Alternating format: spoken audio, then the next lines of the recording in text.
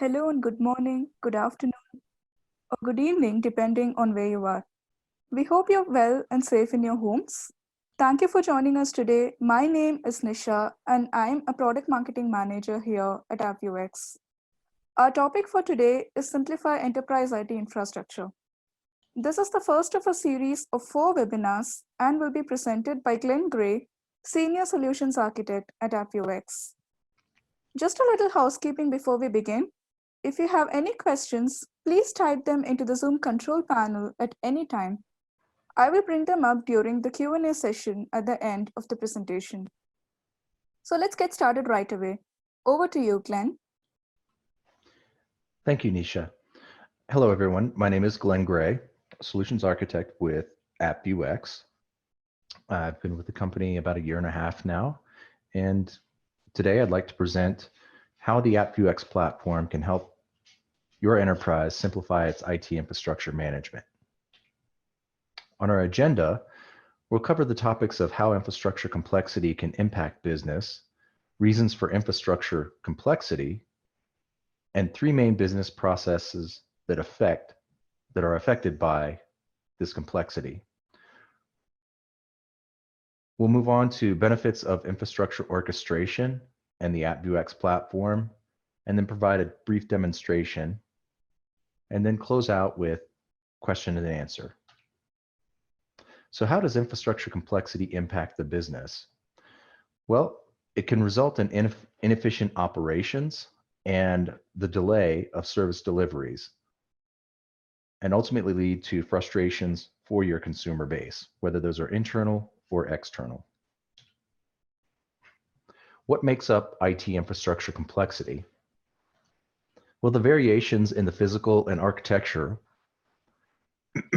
the variation in nodes, devices, layers, protocols that run across your infrastructure, siloed or organizational unit processes, and lack of ability to clearly, cohesively communicate between those siloed infrastructures or organizational units, the dependencies of multiple teams, highly specialized skill sets, lengthy approval processes, and a culture based upon workarounds.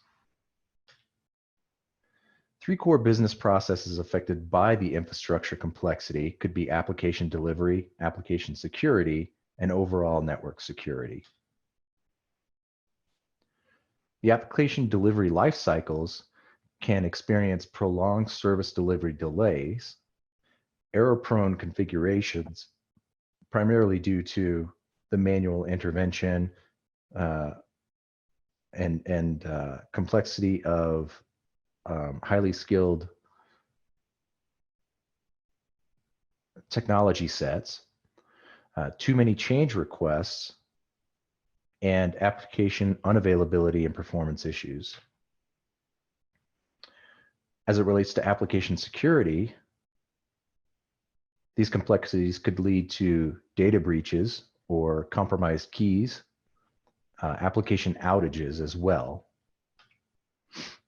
As it relates to network security, you could have a tremendous amount of complexity within your firewall rule structure. Oftentimes, firewall rules are applied, but never audited or removed. This could lead to downtime due to troubleshooting delays, trying to find which security policy is actually applicable when you have multiple redundant or overlapping security policy definitions. Threats due to flawed endpoint security and access control definitions, and governance issues, which could involve one-off workaround instances which deviate from your optimal security definition or security practices. So how can this be simplified? The simplification can be summarized with one word, generically, and that's automation. Automation being the development and standardization of application or service delivery across your infrastructure, regardless of vendor type, protocol type, and architecture type.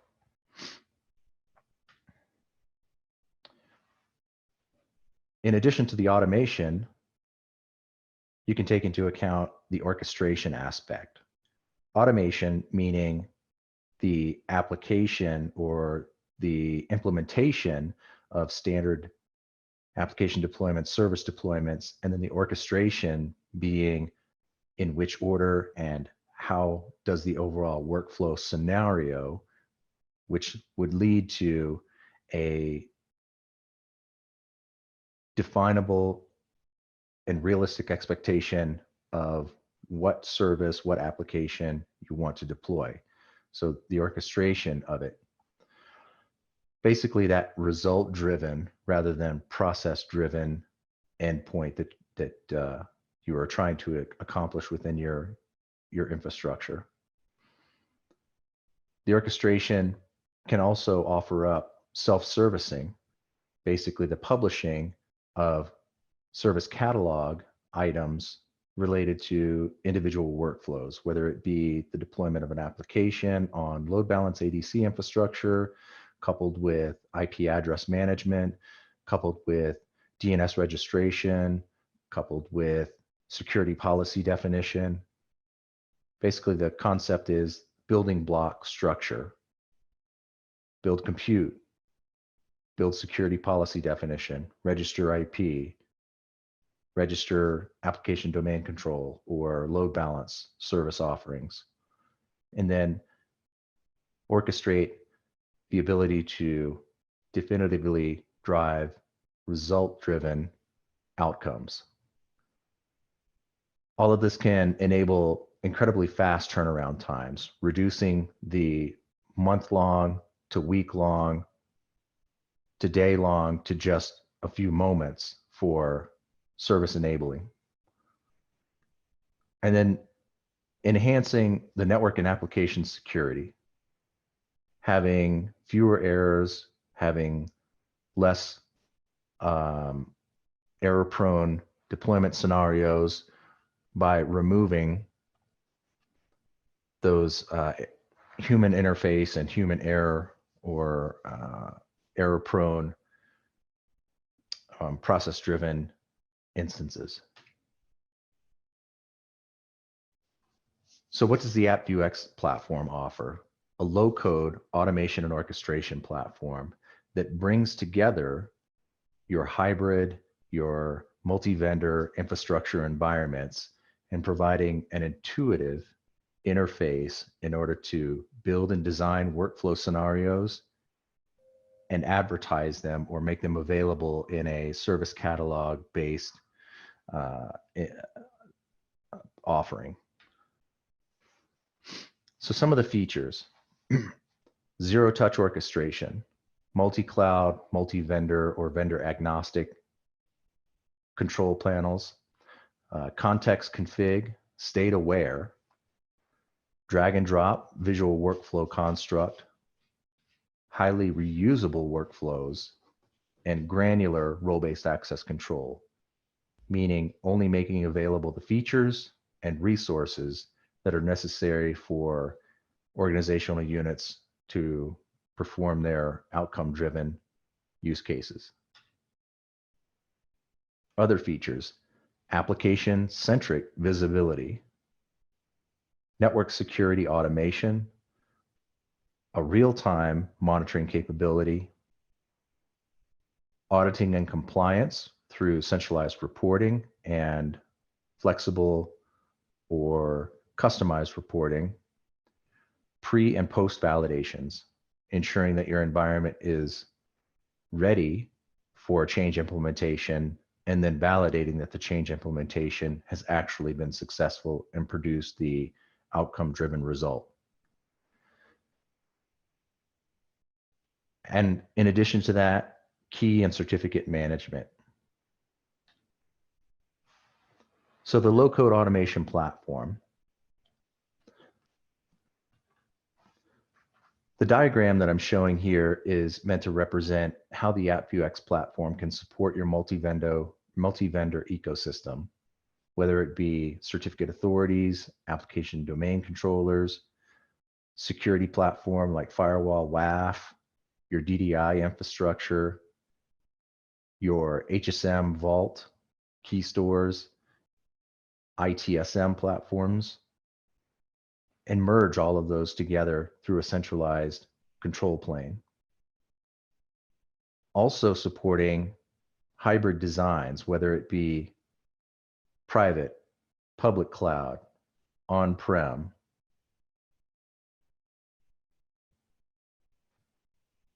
And lastly, making all of this available to your individual stakeholders, whether those organizational units fall under the auspices of NetOps, SecOps, DevOps, automation engineers, application engineers, any one of those.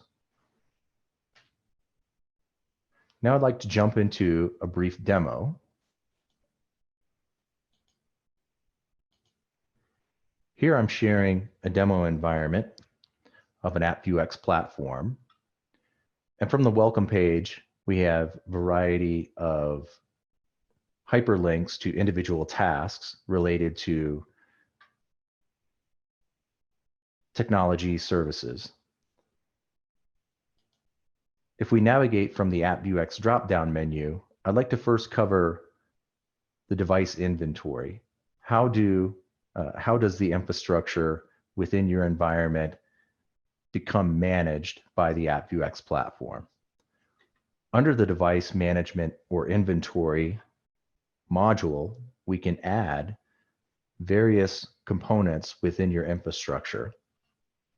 One of those being ADC, as well as server,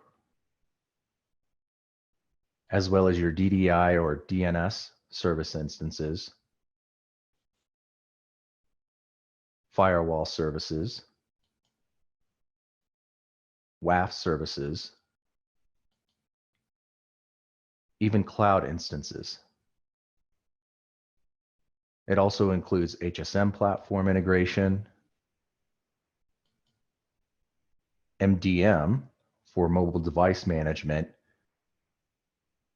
and even the flexibility to add other programmable interfaces which rely upon REST API interaction with resources that are not already incorporated into the management suite. Looking at adding devices, it's very simple. You can either import bulk resource inventory sets, or you can add individually. As we look at adding individually an ADC platform, you'll see that there's a wide variety of vendor products that are already supported. And in each of these cases, you're defining the identity of the resource and how to authenticate with it. You can authenticate by manually adding credential sets or storing them within the authentication locker where an IAM identity is created for the AppViewX platform to communicate with any of the ADC resource platforms. This same concept applies to server, DNS, firewall, all other infrastructure device types that are managed. So as we look at adding individually, you'll see well-recognized vendors, in which case, again, you select the type, enter its identity, and how you're wanting to authenticate and communicate with it. We can even integrate with external security and IAM resources like a CyberArk, or even utilize SSH key definitions to store the authentication credentials to communicate with those resources. Just looking briefly at a few of these. As we look at firewall, again, well-recognized security appliances with the same concept. Identify and then apply your credential sets so that the AppViewX platform can communicate with those resources. So that covers adding or managing your inventory and infrastructure with the AppViewX platform. Next, I'd like to describe how visibility or application-centric viewing of your infrastructure can be facilitated through the AppViewX platform. Here under Control Center, I can type any regex expression in order to identify the application of interest. That could be an IP address, it could be a string, it could be, as I mentioned, any regex expression, begins with, contains, ends with, and so forth. Just utilizing the search string value of demo, I can see that I have a number of applications within my environment that relate to the construct of the word demo. And as I look for a example instance, I have a www.demo-ip.com application instance. Now, once I select from the table view, I'll see an application-centric view of this application instance, where from the DNS entry of the, in this case, wide IP instance of www.demo-ip.com, I'll see it's deployed on 3 virtual service or pool instances within the big IP DNS and each of the LTM layer instances, 2 of which are deployed on F5 LTM instances, and a third which is deployed on AWS, cloud-based instance. From here, I can see availability of each pool member instance. So there's the logical orientation of the application from top level fully qualified domain name all the way down to individual pool member instances. I can see the number of connections and the service offering types, the virtual server to pool member orientation. I can enable and disable each pool member. This is especially helpful when it comes to self-servicing by application owners or application support team members, where they can come into the AppViewX platform and be able to visually identify with each application instance under their responsibility and be allowed to perform basic control and maintenance. They can view the number of, as I mentioned, the number of connections, also making available the ability to view graphs or configuration sets or logs, alerts that are related to the application instance. So for example, if we look at config, there's no longer the need for application owners and administrators to interact with the network operator or system administrator for each of these infrastructure devices in order to do basic discovery and analysis. What is my load balance configuration set at? Do I have rules, iRules, such that associate with it? What is the health monitor associated with the instance? What are the details of the health monitor? What is the SSL, either client server facing configuration set? What types of profiles, so on and so forth, which if you work within the application service environment or load balance service environment, this is a very frequent task that is required for those highly skilled technology sets to interact. And a lot of times it's very lengthy. When you're troubleshooting, when you're analyzing, when you're doing discovery, it's a manually driven process of here's a bit of information, now go find it and return to me the attributes.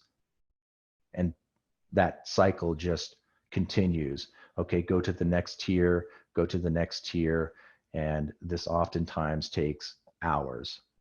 You can also control basic traffic functionality, such as the enable disable. So if I wanted to take service and reroute traffic from one data center location, I could disable or offline a particular service instance, thus rerouting traffic to the next or subsequent service availability instances. This is very helpful in disaster recovery validation and such. I can also view persistence records, source connections. So when I'm trying to troubleshoot as an application owner, is the customer that's calling me from source IP actually connecting to service instance 1, 2, or 3 by viewing these records.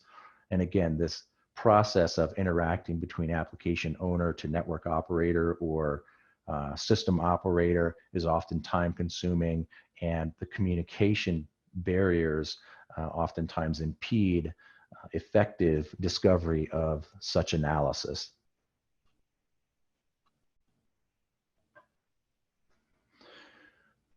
So moving on to workflow constructs, as I had mentioned, the automation and orchestration aspects of the AppViewX platform provide for an intuitive visual workflow construct so that designers of service delivery and designers of workflow can easily and effectively create highly reproducible service offerings.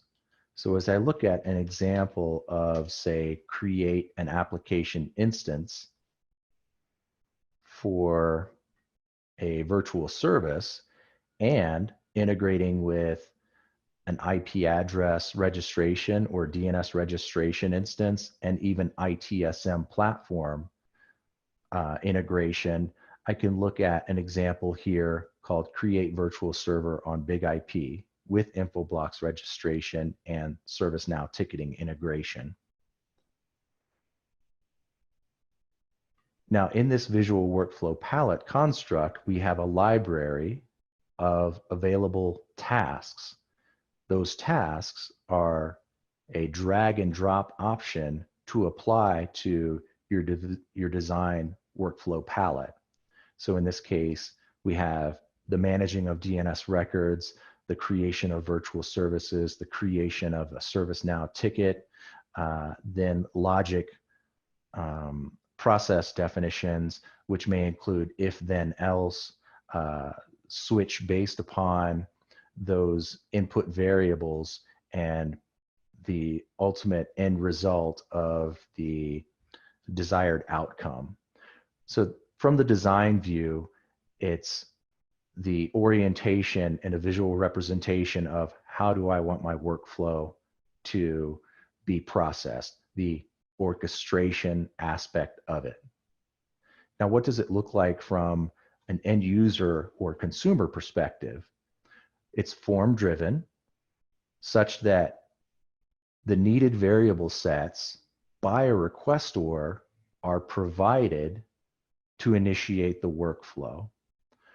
So in this example of creating a virtual server on big IP infrastructure with the registration of IP addressing and ticketing, we've minimized the number of variable inputs down to just those that are necessary and just those that are identifiable by the consumer.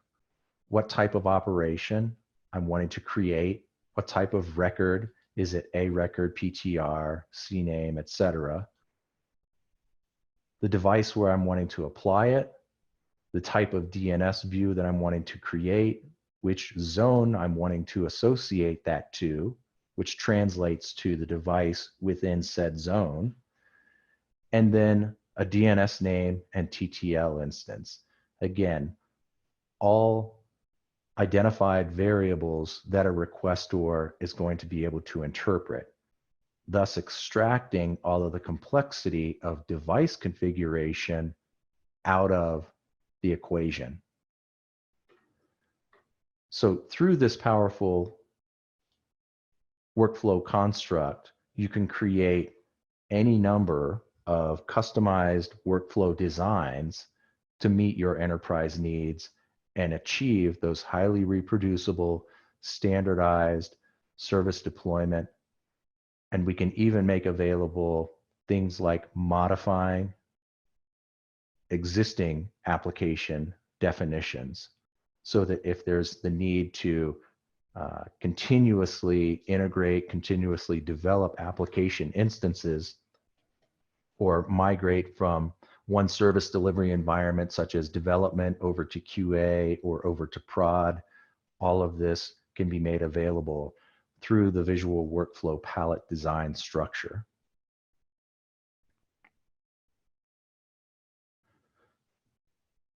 One of the last items that I'd like to describe would be logging. So certainly when it comes to the implementation of services and the maintenance of application services, the ability to audit and alert or log based upon changes made is facilitated through the logging feature. All logs are collected within AppViewX and can be exported to a centralized syslog collection point like Splunk. You would simply define the service logging or syslogging endpoint for collection and define it within the AppViewX settings, and all log events are reported up to that centralized location. You'll see that all of the requests that I've processed during this presentation are being logged by my user account ID, which I'm logged into the system as, and showing exactly what was performed. So in this case, I had fetched the application service instance for the example, which I was using www.demowhiteip.com, and all other functions that I had performed during this demo.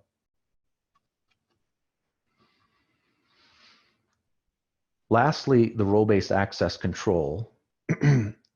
Role-based access control can be defined to leverage your existing identity and access management resource, whether it be SAML, LDAP, TACACS, Radius, and we can facilitate multiple authentication resources.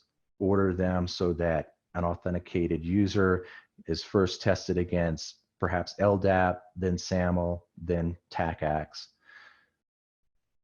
In this case, you're defining your resource that is going to authenticate. You'll see that I have LDAP servers,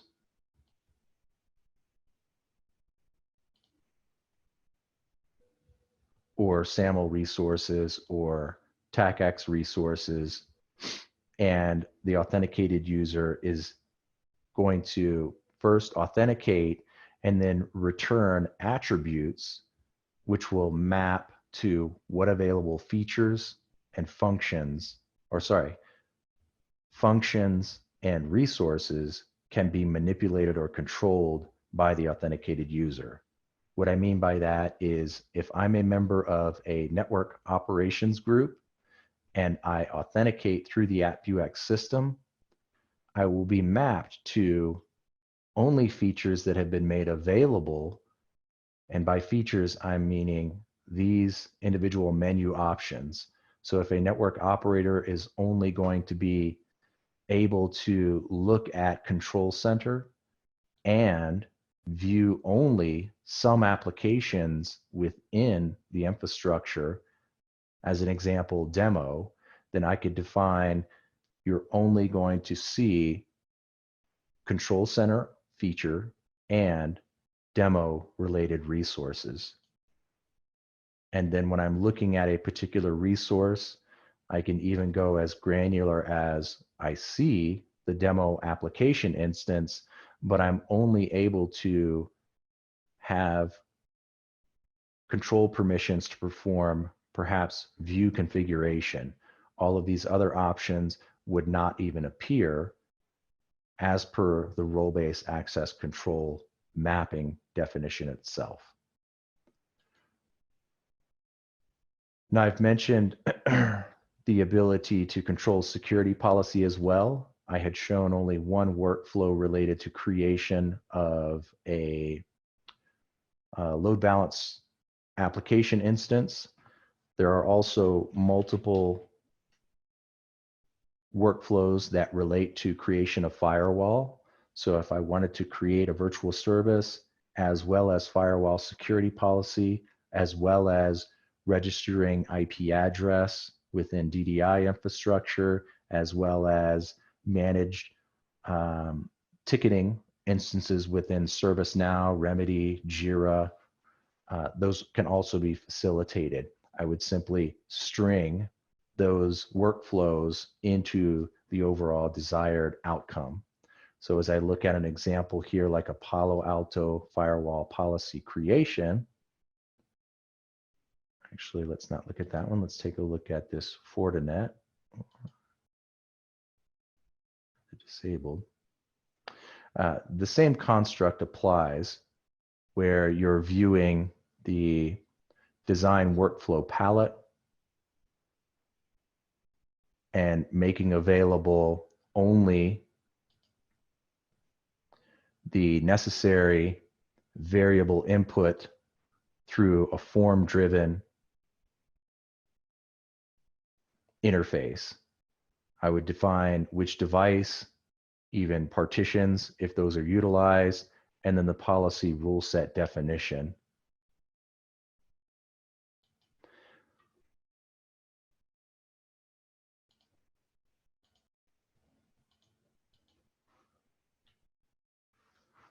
So with that, I would like to open up with a Q&A and discuss any questions that our attendees might have.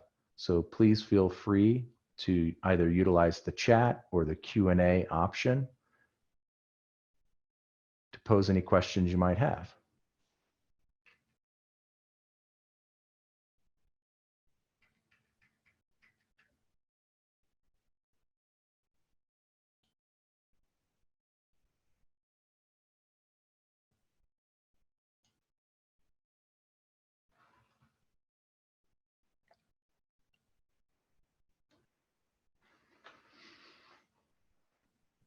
Looks like I have one question. My organization currently utilizes Ansible for automation. And the question is, can the AppViewX platform leverage the workflows that have been already created in an Ansible platform? And the answer there is yes. We can integrate and discover all manifests or playbooks from an Ansible instance and import those into the visual workflow palette. That would make available those playbooks, and you could apply a form structure that would pass variables into the Ansible executor or playbook, thus simplifying the utilization or ability to leverage Ansible playbooks without the complexity of having to know Ansible execution, which is a command line driven scenario. In other words, creating a form that is going to allow an individual user to intuitively look at maybe a variable definition block, which is going to describe input a fully qualified domain name here, input the load balance methodology, round robin, least connections, input the zone of the environment that you want to select, and then have available either a drop-down menu option, radio checkbox options, string value options, so that you can define, set fully qualified domain name, for example, application alias. Those items can be input into a form construct, and that removes the complexity of having to understand how to initiate an Ansible playbook execution sequence by having to interpret the Ansible command line syntax.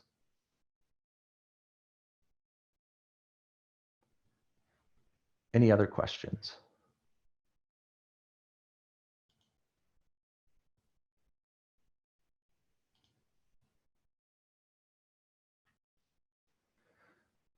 There's one other question I have here. This orchestration tool for network devices also, or will it also perform Windows Linux Server and server build? That's a yes and no question. Yes, we can integrate with Linux and Windows Server platforms, but primarily for certificate lifecycle management, not necessarily for server build. We can integrate with Chef, Puppet, Ansible, Terraform instances, which are highly tailored and very efficient at performing server build, we could leverage the work that has been defined within, like I said, a Chef or a Puppet or an Ansible instance that are highly specialized in server build definitions, where you're creating and spinning up a CentOS, a RHEL, Ubuntu instance, applying the necessary packages to that instance, hardening it, applying only the microservice or modules that you want to run on it, like SQL, like Apache, JBoss, and so forth. The AppViewX platform does not specialize in creating a server build instance, as I've described, loading up a Nix server, applying packages, things like that, but instead we can harness and leverage other CSM type platforms that are highly specialized in performing those functions. The same with Windows. We can integrate with Windows platforms, but our specialization is more around the certificate lifecycle management. So we don't provide a PowerShell interpretation screen or act like an Active Directory service platform.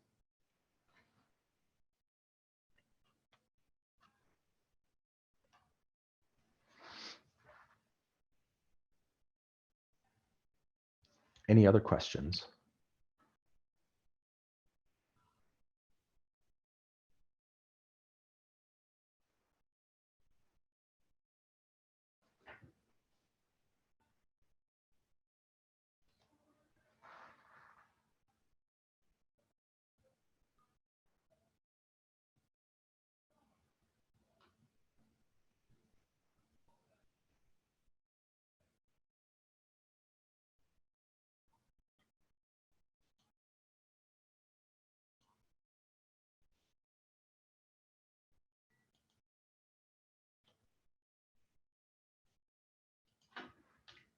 Well, if there are no other questions, I want to thank everyone for attending. Just to wrap up, a brief overview of AppViewX, where we are and how to contact us. We have several locations worldwide within the US, Europe, and Asia. Our website is www.appviewx.com, and you can contact us through email at info@appviewx.com. If you have any questions, further questions for myself on, say, a technical level, I'm sharing my email address in the chat for all panelists and attendees, which is glenn@appviewx.com. And with that, I again want to thank you and look forward to speaking with everyone out there in the community. Have a great day.